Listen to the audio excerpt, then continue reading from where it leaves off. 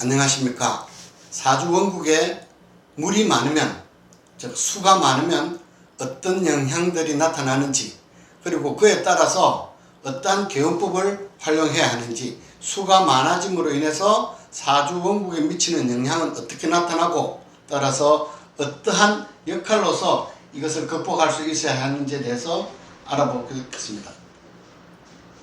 먼저 수의 역할을 알아볼 필요가 있습니다. 수라는 것은 윤택하게 하는 역할, 그리고 뭔가 생명을 시작하는 역할, 그리고 제방에 가둬뒀다가 오래도록 나누어 쓸 수 있는 이러한 역할이 있어야 합니다.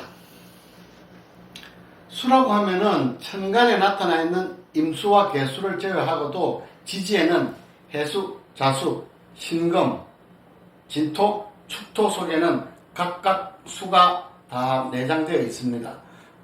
그래서 수가 많다라고 하면은 천간에 나타나 있는 이런 임수와 개수를 제외하고도 지지에 있는 수를 축장하고 있는 오행들이 많이 중첩되어 있는 경우라고 할 수 있습니다.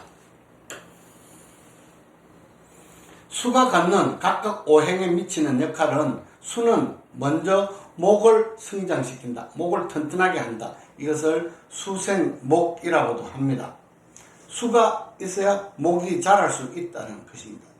그리고 화는 치열하게 타오르는 기세를 지니고 있는데, 수가 있어서 때로는 이것이 치열하지 않도록 적절히 조절하는 역할을 해야 되는데, 이것을 수극화라고도 합니다. 수가 화를 조절할 수 있는 역할을 지니고 있습니다. 토라는 것은 이 땅에서 뭔가 생명이 자랄 수 있도록 해야 되는데, 수는 이때 이 땅에서 수를 공급해서 윤택하게 함으로 해서 목이 자랄 수 있는 조건을 갖추게 됩니다. 금은 수를 만나야 자기의 역할을 발휘할 수 있다. 금생수라는 역할로 해서 금의 모습을 나타낼 수 있기 때문에, 수는 각각 오행에 자신이 공급해주는 역할들이 있습니다. 그런데 수가 이제 많아졌다고 하면은 목은 부목으로서 물에 뜨는 형상과도 같습니다. 자칫하면은 뿌리가 썩어 들어갈 수도 있겠죠. 목의 성장이 오히려 둔화되는 경우라고도 할 수 있습니다. 그런데 수가 지나치게 많아지면은 오히려 화는 빛을 잃어버린다. 요즘같이 비가 많이 오는 날이라고 하면은 수가 많아짐으로 인해서 태양이 가리는 모습과도 같습니다. 태양이 가려버리니 목을 키워줄 수도 없는 영향이 동시에 같이 나타나는 것이고요. 또한 토는 적당히 있어야 할 수가 너무 많아버리면 물에 잠기는 형상과도 같습니다. 그러면 이 땅에서 자라는 목은 또한 마찬가지 물에 떠오르는 형상이 되어서 생명을 키울 수가 없고, 토는 어디론가 썰려 가버리는 형상이 될 수가 있습니다. 금은 수가 많아짐으로 인해서 오히려 금에 빠져버립니다. 수가 금침이 되어서 금의 역할, 금이 가지고 있는 반짝반짝 빛나는 어떤 역할을 나타내줘야 되는데 수에 빠져버리는 형상과도 같기 때문에 수의 역할이 나타나지 않게 됩니다. 수가 많으면은 개운법에서 어떻게 되느냐, 이거는 공식과도 같은 거라고도 할 수 있을 것입니다. 개운법에서 가장 먼저 살펴봐야 하는 것은, 일단 수가 많다라고 하면은 먼저 제방에 이 수를 가둘 수 있어야 된다. 이 수라는 것은 당장 있을 때는 많지만 언젠가는 줄어들 수 있는 역할이 있기 때문에, 토에, 즉 제방에 가두어 두었다가 오래도록 나누어 쓸 수 있다면은 이 수의 역할을 오래도록 누릴 수 있는 것이기 때문에 오히려 부귀와 영화를 누릴 수 있는 것이라고도 할 수 있습니다. 그러므로 토의 역할이 있어야 수를 가둘 수 있다. 그 다음에 화가 있어서 밝게 비추어 준다. 예를 들어서 비가 많이 오는 날이라고 치면, 이 태양이 높이 뜨면은 당연히 비는 잦아들듯이 토와 화의 역할이 같이 있어야 되는데, 토만 있다 또는 화만 있다라고 하면은 두 가지 역할을 다 누리지 못하게 되기 때문에, 하나의 역할은 누릴 수 있을지 몰라도 부귀입니다. 수가 많은 경우에는 화와 토는 부귀입니다. 재물과 명예를 동시에 다 누릴 수 있는 것은 화와 토의 역할이 있어야 한다고 볼 수 있습니다. 그래야만 이 땅에서 생명이 자랄 수 있다. 생명이 자랄 수 있어야 이 수가 하는 역할이 골고루 나타나게 됩니다. 수가 많게 되면 이미 금은 오히려 나타나는 것이 필요 없는 역할이기 때문에 금의 역할은 필요 없다고 해서 제가 금은 별도로 쓰지 않았습니다. 오행은 뭐 그리는 방향은 각기 다르게 다 그릴 수 있습니다. 그렇지만 저는 이 방법을 좀 선호하는 편입니다. 수는 수가 있어야 할 곳과 화, 즉 태양이 있어야 할 곳을 제가 이렇게 한번 표시해 봤는데, 목생화, 화생토, 토생금, 금생, 수생목, 이렇게 뭔가 이런 어떤 회전인데, 이 토가 예를 들어서 우리가 지금 살아가고 있는 이 땅이라고 가정한다면은, 수는 땅 밑에서 목이 자랄 수 있도록, 그리고 토를 적셔주고 자연할 수 있도록, 그리고 금이 빛날 수 있도록 그 역할들을 보이지 않는 곳에서 하는 역할이라 그러면은, 화는 태양이 높이 떠서 땅을 단단하게 하고 목을 성장시키고 금을 반짝반짝 빛나게 해주는 역할이, 이런 역할을 각각이 가지고 있습니다. 그러면은 수라는 것은 이 모든 오행에 있어서 그 밑바닥과도 같은 역할입니다. 이것이 만약에 없다든지 많다든지 했을 때는 상대적으로 다른 오행에 그만큼 영향을 미치게 되기 때문에 사주에서, 즉 자신의 삶에서 나타나는 이런 환경들을 함께 살펴보게 되는 것입니다. 제가 조금은 이렇게 수가 좀 크다는 개념으로, 수가 많다는 개념으로 수를 조금 크게 이렇게 확장시켜 보았습니다. 당장 수가 많아져 버림으로 인해서 이 토는 물에 잠겨 버린 모습과 같습니다. 이미 금은 물에 빠진 모습이 되었고, 그리고 목은 적당히 있어야 할 수가 많아버리기 때문에 목은 떠버린 모습과 같습니다. 화는 당연히 빛을 잃을 수밖에 없습니다. 이럴 경우 개운법에서 가장 살펴야 하는 것은 제가 앞에서 한번 말씀드린 것과 같이, 화와 토가 힘을 합쳐서, 서로 화가 토와 힘을 합쳐서 이 수를 견제하고 조절할 수 있어야 된다는 것입니다. 토의 입장에서는 재물이고 수의 입장에서는 명예가 되는 것이고, 각각이 부귀영화가 이렇게, 이것을 내가 극복하고자 하면, 극복을 할 수 있다면 화와 토의 역할로서 수를 다스리게 되니 부귀영화가 여기에서 달려있는 것입니다. 그래야만 자기의 역할이, 수생목이라는 역할을 함으로 인해서 이 땅에서 자라는 생명의 부귀와 영화를 함께 누리게 된다는 의미입니다. 수가 많아졌다는 것은 토가 물에 잠겼기 때문에 이 역할들이 다 상당히 크게 침범을 받기 때문에, 그래서 개운법에서는 지금 제가 이 그림을 그려놨듯이 화가 토의 힘을 살려줘서 이 수를 극제할 수 있어야 된다. 그래야만 이 제방에 가둬서 이 수를 오래도록 나눠 쓰게 된다면 오래도록 부경을 누리는 것이라고도 할 수 있겠습니다. 사주 원국에 수가 많다라고 하면은 여러 가지 가정들의 어떤 이 명조가 나타날 수 있습니다. 특히 일간이 무엇이냐, 십간, 가벌병정, 무기, 경신, 임계, 이것 가운데서도 수가 많은 경우, 뭐 여러 가지의 경우들이 있어서 굳이 수가 많은 경우를 사주 명조로 표시한다면은 아마도 수십만, 수백만 가지가 될 수 있습니다. 그래서 일일이 그것을 다 나열할 수 없기 때문에 오늘은 간략하게, 특히 태어난 월을 기준으로 해서 수가 많은 경우를 한번 살펴보겠습니다. 예를 들어서 위에 있는 경우는 양력으로 기준을 잡았을 때 2월, 3월, 5월, 6월, 7월, 10월 달입니다. 이 경우는 수가 부족한 달입니다. 이 경우는 항상 수를 쓸 수 있어야 한다는 의미고, 그 다음에 4, 8, 9, 11, 12, 1월은 이 지지가 가지고 있는 것이 이미 땅속에 물을 어느 정도는 가지고 있다는 의미입니다. 그러니까 물이 없는 가운데 사주에 물이 많은 경우, 이미 바탕에서 물이 많은 조건을 갖고 있는데 여기서 다시 수가 많아지는 경우, 이 경우는 중첩되어 있다 하더라도 이 경우와는 전혀 사주 주인공에 나타나는 영향은 다르게 나타납니다. 그래서 오늘은 이 두 가지 관점에서 중점적으로 사주 사례를 몇 가지 들어가면서 한번 살펴보겠습니다. 수가 많다고 하지만 태어난 월에 따라서 이 영향을 어떻게 미치느냐, 그리고 거기서 개운법에서 필요한 그 활용을 어떻게 하느냐에 따라서 그 사주 주인공이 누려야 할 부귀 복수가 함께 달려있는 것입니다. 똑같다라고는 할 수 없습니다. 수가 많다고 하지만 여러 가지의 환경들을 이렇게 살펴볼 수 있습니다. 이 경우는 수가 5개에 토가 2개, 간목이 하나 투출되어 있습니다. 어떻게 보면은 제가 가장 먼저 필요한 것은 토가 필요하다고 말씀드렸는데, 하지만 이 진토는 임수에 묘지로 고지로서 이 안에는 수가 다 들어있는 토입니다. 이 경우는 수를 토가 극제할 수 없고 오히려 수에 따라가는 형상이 되었기 때문에 토를 용할 수 없고 이 간목을 사용해서 이 왕성한 수기를 빼내주는, 즉 설기할 수 있는 용신으로서 사용해야 됩니다. 당연히 신강사주입니다. 그런데 이 간목은 혼자 있는 것 듯하지만 이 해수는 간목의 장생지고 또한 진토는 간목의 역이로서 이 수를 빨아내는 역할로 있어서는 설계하는 데 있어서는 간목의 역할 또한 훌륭하다고 볼 수 있습니다. 왕성하고 수가 강한데 그 빼내주는 역할이 작다면은 그것 또한 문제겠죠. 근데 이 경우는 충분히 설계할 수 있는 정도의 역량을 지니고 있다. 용신의 역할은 뚜렷이 있을 수 있다. 그런데 화와 토가 없음으로 인해서 일간한테 화와 토는 재성과 관성의 역할입니다. 그런데 그 부분에 있어서는 누려야 할 부분들이 그만큼 상대적으로 줄어든다고 볼 수 있습니다. 수를 거스르는 오행이 어디에서 없습니다. 물론 토가 있지만 수를 이미 따라갔기 때문에 화와 토가 전혀 나타나지 않았기 때문에 이 경우는 윤합격으로 볼 수 있습니다.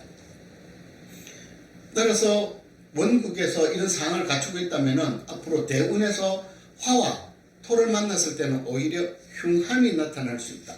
오히려 목기로 흘러갈 때 수와 목의 환경에서는 불을 누릴 수 있다는 거죠. 다행히 금이 나타나지 않는 것이 오히려 다행인데 이 경우는 개운법에서 금이 만나는 운을 용신은 절지를 되기 때문에 그 운을 만나는 것 또한 살펴야 할 부분들이 될 수 있습니다.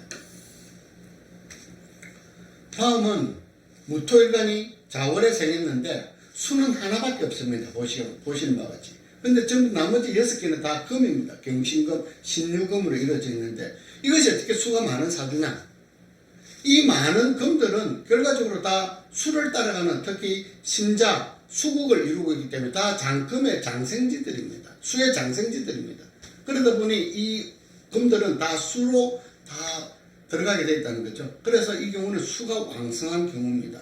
그렇게 되면은 근데 여기 보면은 일간이 무토로서 자기와 같은 비거, 무토와 기토 또는 인성에 해당하는 정화와 병화가 어디에도 나타나 있지 않습니다. 이 경우는 당연히 종하는 것이 맞지만 이 원국의 상황이 금이 왕신이었기 때문에 금을 따라가는 종합격으로서 종화종자라고 하지만 종합격이 되는 경우입니다. 아우생아, 나의 식신, 나의 자식이, 내가 놓은 자식이 또 자식을 낳았다 해서 종합격으로서 당연히 용신은 금이 되는 것이고 수를 함께 사용할 수 있는 경우입니다. 오히려 화토가 나타나지 않았기 때문에 사주의 원국의 상황은 아주 맑아진 상황입니다. 마찬가지입니다. 일간이 종을 해버렸기 때문에 대운이나 이런 환경에서 화와 토를 만나지 않아야 된다. 또한 목 또한 그렇다는 거죠. 그러니까 이 경우는 금수의 개운법을 사용하는 것이고 용신이 이렇게 들어왔기 때문에 목이라는 운이 들어왔을 때는 이 왕신을 건드리게 되면 왕자 충만이 될 수 있고 또한 이 수를 설계해버리는 이런 흉신의 역할이 나타나기 때문에 목을 사용할 수 없다는 것입니다.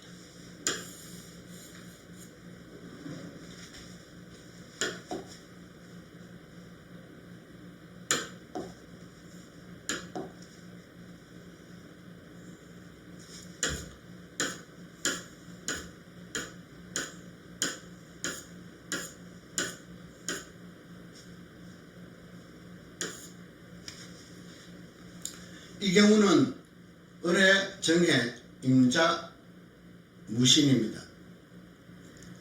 지지에 수를 3개 깔아주고 있지만은 신금 또한 임수의 장생지로서 수가 왕성한 경우입니다.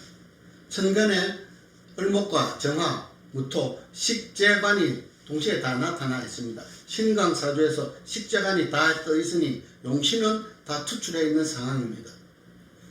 그런데 지지 어디에도 이 근을 두지 못하고 있습니다. 무토의 근, 정화의 근이 없다는 말이죠. 그래서 떠 있는 이 용신의 역할로서는 현재 원국의 상황만으로서는 부족하다. 그런데 대운에서 화토운을 만나야지 대발할 수 있는 이런 경우입니다. 근이 없는 것이 아쉬운 부분입니다. 이 경우도 진토는 있으나 신자진 수국을 다 이루어서 임수를 따라가 버렸습니다. 충천분재한다 그랬죠.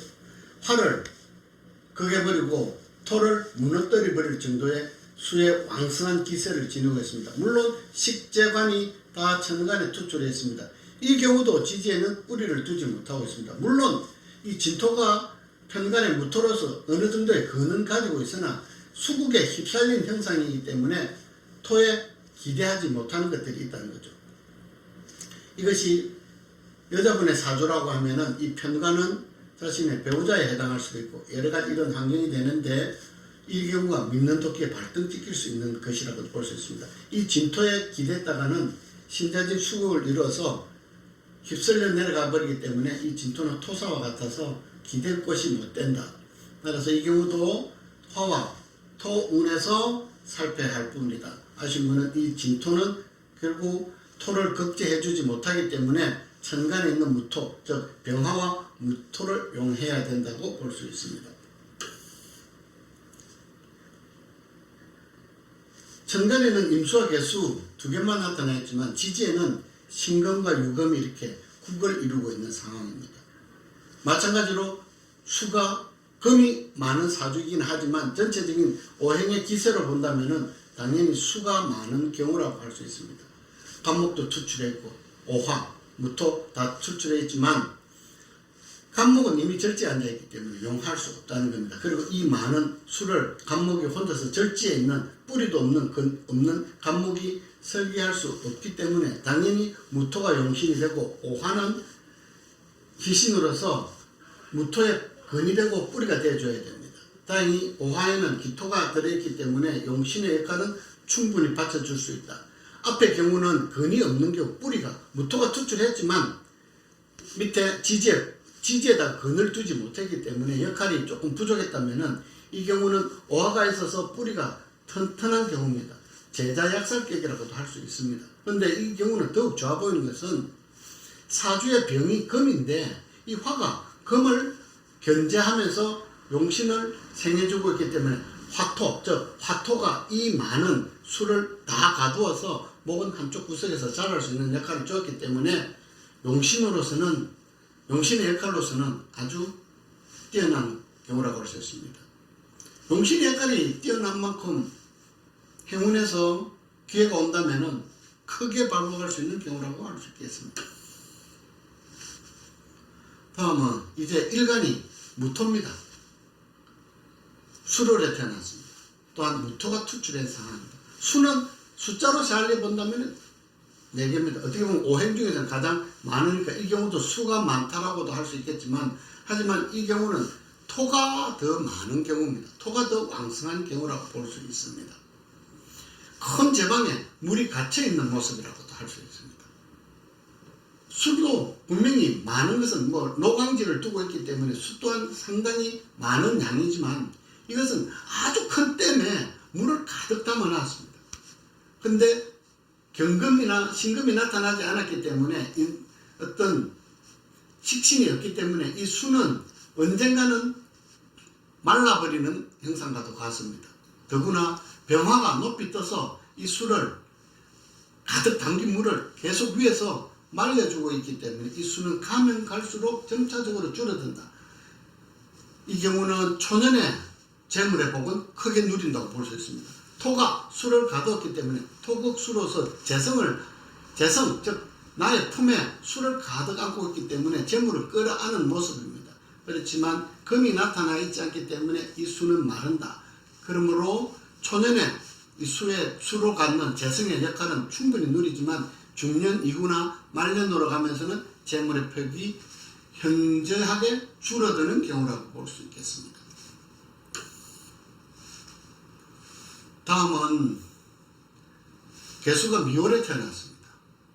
그리고 미토에 조정되어 있는 원신 정화가 투출했습니다. 물론 수는 하나, 둘, 셋, 넷, 다섯. 그 다음에 이 토는 정화가 투출했기 때문에 화의 역할을 동시에 가지고 있습니다. 즉 화토가 같이 역할을 볼 수도 있다는 의미입니다. 수극화 해서 이 토가 수가 강해지고 수는 강해진 반면 화가 약해졌다라고도 볼 수 있겠지만 이 경우는 제가 신약사주라고 표시해놨는데 천간에 투출해 있는 이 임수는 역할을 이미 잃어버렸습니다. 그리고 자수는 미토에 의해서 극제를 심하게 받고 있습니다. 또한 이렇게 화토가 강해짐으로 인해서 금 또한 미월의 신금이라는 것입니다. 물론 진기이긴 하지만 조토로서 토생금의 역할이 없기 때문에 오히려 수가 이렇게 5개나 중첩되어 있지만 투출한 정화, 미토에 의해서 이 경우는 화토가 강한 사주지 수가 오히려 약한 경우입니다. 그래서 용신으로서는 신금을 사용해야 된다는 겁니다. 오행의 숫자만으로 판단하는 것이 아니고 원국에서 이 형상, 원령을 누가 차지했고 투출한 것이 있고 세력을 얻었다라고 하면은 오히려 수에 비해서 화토가 강한, 재관이 강한 사주라고 할 수 있습니다. 당연히 신금이 용신이 되는데 이 경우는 조금 더 다른 경우와 앞에 있는 경우들은 좀 다른 게 원신이 투출해서 이 원신이 사용할 수 있다는 거죠. 근데 아까운 것은 좀 이렇게 정합, 극이 많아서 아쉬움은 있지만 재물의 범위로 본다면은 수가 토에 갇혀 있고 토가 수를 제어하는 모습이기 때문에 재물에 있어서는 크다고 보죠. 단지 귀함은 조금 재물의 범위에 비해서는 귀함은 좀 작지만 부족하지 않을 정도라고도 볼 수 있는 정도입니다. 이미 원신을 진신으로서 용을 할 수 있기 때문에 그런 것입니다. 정해, 이민, 개해, 무호입니다. 마찬가지로 수가 4개입니다. 그리고 목 하나, 화 2개, 토 하나입니다. 뭐 당연히 보면은 수가 많다. 그러니까 일간이 신강할 것으로 볼 수 있겠지만 일간은 인성, 즉 경신금이 어디에도 보이지 않습니다. 그렇지만 원령을 인목이 차지했고 지주로서는 인호하국을, 그리고 정화가 투출해 있는 모습으로 보면은 이 경우도 인목이 흉신으로서 신약하게 된 경우입니다. 화토가 즉 강해졌다는 의미가 되겠습니다. 화토가 강해짐으로 인해서 특히 인목이 찾아오기 때문에 용신은 금을 사용해야 되는데 금은 사주에 없기 때문에 어쩔 수 없이 임수를 사용할 수밖에 없습니다. 수가 용신이 되는 경우죠. 근데 이 경우도 마찬가지로 다 지지해서 이렇게 합을 해서 이 수의 역할은 처음에 자기가 갖고 있는 조건에 있어서는 수가 풍성하기 때문에 많아 보이지만은 이 수 또한 머지않아서 말라버린다는 거죠. 그러니까 이 경우도 마찬가지로 초년에 누려야 할 재물의 복과 말년에 누려야 할 재물의 복은 많이 다르게 나타난다고 볼 수 있겠습니다. 수의 숫자로만 본다면 당연히 또 수가 3개입니다. 수가 많다라고도 할 수 있겠습니다. 하지만 지금까지 살펴본 경우 중에서는 신약 사주이긴 하지만 가장 신약 사주가 됩니다. 수가 3개나 있지만 왜 이렇게 신약 사주가 됐냐는 것은 이미 해수는 해묘 합국으로 인해서 이미 이 수의 기세는 목에 거의 다 약한 상황입니다. 그리고 정화가 투출해서 개수가 정화를 충격을 하는 것이 아니고 신령을 한 개수는 정화를 충격할 힘이 없고 오히려 정화는 등령을 한 상태이기 때문에 정화가 오히려 개수를 충격한다고도 볼 수 있습니다. 거기에다가 무토는 오화에다 뿌리를 두고 개수를 합거시켜 버렸기 때문에 이 사주에서는 제방의 역할이 없어졌다는 것이죠. 그러니까 오히려 남아있는 것은 목화가 강한 경우가 된 경우입니다. 그런데 사주의 병은 목이 됩니다.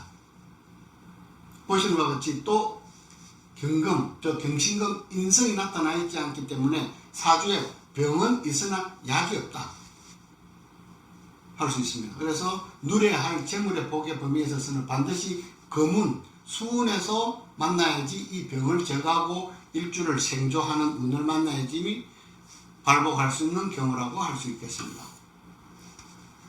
이상과 같이 이렇게 살펴보았습니다. 감사합니다.